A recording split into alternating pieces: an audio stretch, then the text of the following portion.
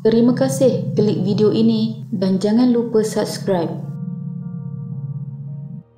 Pulau Nangka tidak berpenghuni dengan keluasan kira-kira 20 hektar, terletak sekitar 17 km dari kawasan pantai serta 4 km dari pulau besar berhampiran Umbai, Jasin. Pulau Nangka merupakan sebuah pulau yang terletak dalam wilayah Negeri Melaka, bandaraya bersejarah. Pulau ini telah diwartakan sebagai pulau bersejarah dan ia terletak dalam gugusan pulau besar. Pulau ini pada asalnya adalah hak milik satu keluarga Baba Nyonya Cina yang menjadi buruh ketika zaman awal kemerdekaan dahulu. Kerana kerajaan tidak mampu membayar upah kepada keluarga Cina ini, mereka telah memberikan Pulau Nangka sebagai bayaran kepada keluarga Cina tersebut. Kemudian pihak muzium telah membeli pulau tersebut dengan dana daripada kerajaan negeri pada awal 90-an dan sehingga kini pulau tersebut telah berada di bawah jagaan Perzim. Perzim pula merupakan sebuah badan kerajaan yang menjaga bidang sejarah dan muzium di Melaka. Pulau Nangka kemudian diwartakan sebagai milik Perbadanan Muzium Melaka Perzim pada tahun 1997, dikelilingi kira-kira 10 pulau kecil yang tidak dihuni kecuali pulau besar dan pulau Undan.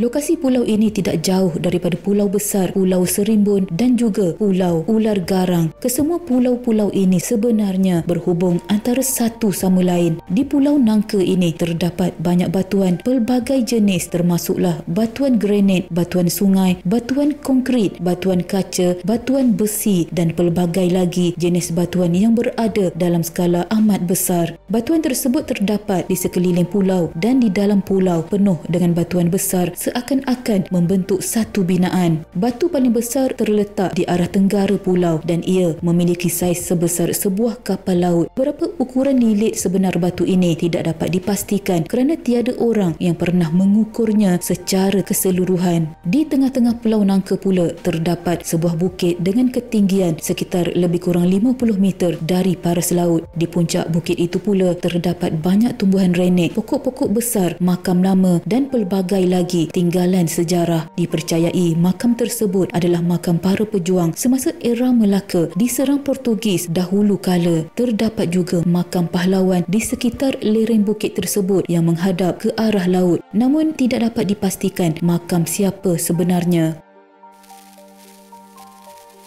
Mengikut sejarah, pulau berbentuk nangka itu didakwa menyimpan harta karun dipercayai milik Sultan Mahmud Shah berupa wang emas, pakaian dan jongkong emas ketika era penjajahan Portugis pada tahun 1511. Ratusan tan harta karun di Pulau Nangka dipercayai tersimpan di dalam 84 peti di gua pulau berkenaan, dianggarkan bernilai berbilion ringgit yang masih belum dapat dikeluarkan dari perut gua di pulau berkenaan sehingga kini. Individu pertama yang menyaksikan sendiri jumlah 84 peti berkenaan adalah Allahyarham Ustaz Datuk Dr. Harundin. Itu pun setelah Allahyarham dapat berkomunikasi dengan penjaga harta berkenaan. Hanya orang tertentu sahaja yang akan dibenarkan penjaga untuk melihat harta karun berkenaan. Malah dua pintu gua iaitu dari darat dan bawah laut pulau itu juga tidak mudah untuk ditemukan. Selain ditanam di pulau kecil itu, cerita tempatan mendakwa kesemua harta tersebut berpenunggu dan tidak dapat dibawa keluar sesuka hati. Menurut pengerusi Persatuan Sejarah dan Warisan Melayu Duyung Pesawat Khalid Hussein, Pulau Nangka itu ada pintu masuk dan keluarnya, tetapi laluan itu hanya boleh dibuka oleh waris-waris sahaja. Namun malangnya kerajaan yang ada bukannya pandang perkara ini. Sebab itulah harta karun itu kekal di sana dan tiada sesiapa menemuinya walaupun ada syarikat dilantik untuk membuat pencarian. Kerja-kerja menggali harta karun berkenaan secara rasminya dimulakan Perzim pada tahun 1995 selepas kerajaan membeli pulau berkeluasan kira-kira 20 hektar berhampiran Umbai. Sejak kerajaan membeli pulau ini, sekurang-kurangnya 4 syarikat dilantik untuk menjalankan kerja-kerja arkeologi, namun tiada satu pun berjaya menyimpan harta karun dari pulau ini. Malah sehingga kini tidak kurang 200 pakar dan ahli arkeologi dari seluruh dunia masih gagal gagal untuk mengeluarkan harta karun ini menjadikannya terus menjadi misteri. Beratus-ratus tan harta karun termasuk shilling emas yang masih tertanam di Pulau Nangka berpenunggu menyebabkan usaha membawanya keluar masih menemui jalan buntu sehingga kini. Ia disahkan melalui beberapa kajian menggunakan kaedah moden, saintifik dan ilmu gaib sebelum ini. Malah kerja-kerja cari gali yang dilakukan pada 2014 juga tidak menjumpai harta karun berkenaan.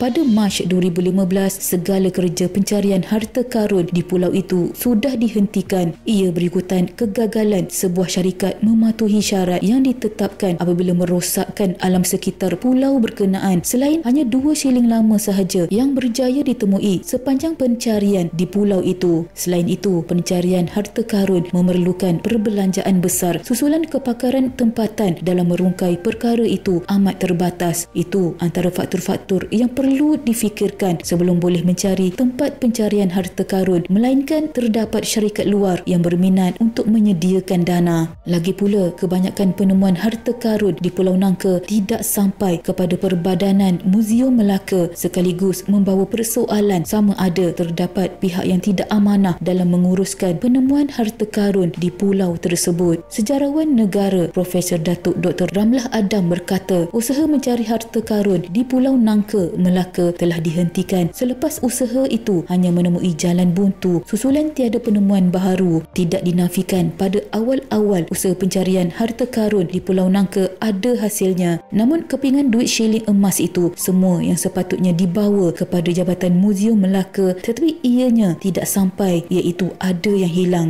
Setakat ini hanya 2 shilling lama sahaja yang berjaya ditemui sepanjang kerja pencarian harta karun di pulau tersebut. 2 shilling berkenaan ditemui oleh syarikat Smart Partnership ketika melakukan kerja penggalian di lokasi dipercayai laluan ke pintu masuk tempat harta itu ditemui. Shilling itu dikatakan dibuat oleh Kerajaan Majapahit berdasarkan tulisan yang tertera di atasnya melalui teknik imbasan yang dilakukan oleh syarikat berkenaan. Sebanyak 96 peti besi dikesan mengandungi pelbagai shilling emas berada dalam satu ruang kosong di bawah lubang di kawasan tempat shilling itu ditemui. Usaha pencarian di pulau itu kemudiannya dihentikan apabila tidak lagi menemui sebarang harta karun.